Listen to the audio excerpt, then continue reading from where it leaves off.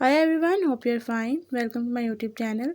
In my today's video, I'll be sharing with you how you can change back button gesture setting in your device Xiaomi Mix Fold 2.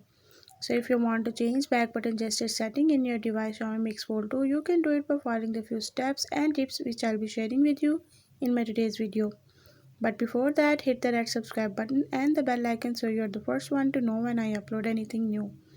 Now watch this video and you will learn how you can change back button gesture settings in your device.